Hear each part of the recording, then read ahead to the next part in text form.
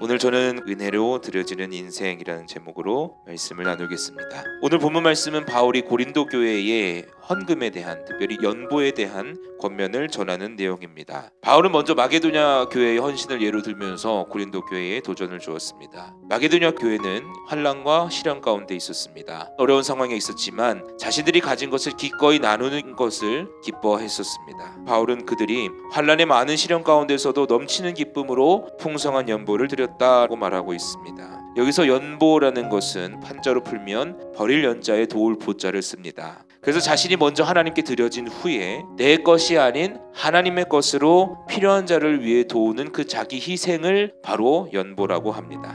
헌금이랑은 약간 성격이 다릅니다. 헌금은 하나님께 드려지는 물질을 의미합니다. 그런데 우리 하나님은 물질만 받으시는 분이 아닙니다. 하나님께서 맡겨주신 그 물질을 하나님의 뜻을 따라 사용하는 것이 바로 연보입니다. 자, 그러면 이 마게도냐 성도들은 시련 중에서도 어떻게 기쁨으로 그 연보를 나눌 수 있었을까? 그 해답이 바로 은혜에 있습니다. 마게도냐 교회는 자신들이 받았던 그 하나님의 크신 은혜를 깊이 깨닫고 있었습니다. 하나님께서 주신 은혜가 너무나도 크다는 것을 알기 때문에 그 은혜를 내가 나누는 것이, 나누는 삶이 마땅하다, 당연하다 여겨졌습니다. 여러분, 이것이 은혜로 드려지는 인생의 정신입니다. 이 마게도냐 교회가 보여준 헌신이 오늘 우리에게도 도전이 됩니다.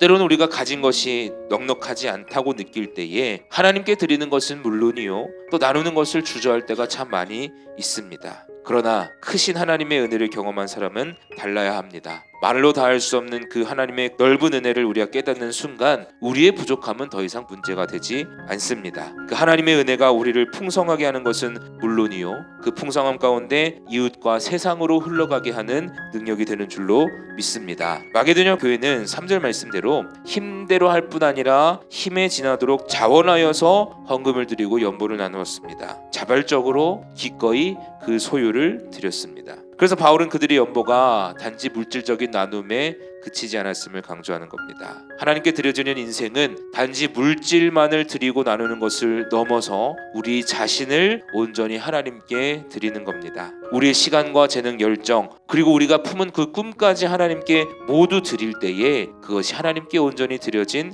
인생의 증거가 됩니다. 우리가 어떻게 이런 헌신을 할 수 있겠습니까? 바울은 헌신의 궁극적인 본보기로 바로 예수 그리스도를 소개합니다. 예수님은 하나님의 아들이신 동시에 하나님이십니다. 하늘의 영광 가운데 계셨고 만물이 그분의 것입니다. 하지만 그분은 우리를 위해서 그 모든 것을 내려놓으셨습니다. 우리를 위해서 생명까지 아낌없이 내어주셨는데 우리가 어찌 주저할 수 있겠습니까? 그래서 우리의 헌신은 우리를 위해 내어주신 그 예수님을 닮아가는 과정입니다. 그리고 이 하나님께 드려지는 인생은 단지 특정 순간의 결단만이 아닙니다. 예배 시간, 헌금 시간에만 이루어지는 것이 아니라 우리의 모든 삶 1분 1초가 하나님께 온전히 드려져야 될 줄로 믿습니다. 그저 하나님께서 주신 것을 하나님의 영광을 위하여 쓸 뿐입니다. 그렇게 하나님께 드리고 또 이웃에게 나누는 것이 아깝지 않아야 합니다. 이것이 바로 하나님의 은혜가 우리 안에 역사하고 있다는 증거인 줄로 믿습니다. 하나님께 드려지는 그 모든 것들이 하나님의 은혜에 대한 자발적이고 기쁜 응답이 될 수 있기를 바랍니다. 저와 여러분에게 주신 그 하나님의 크신 은혜로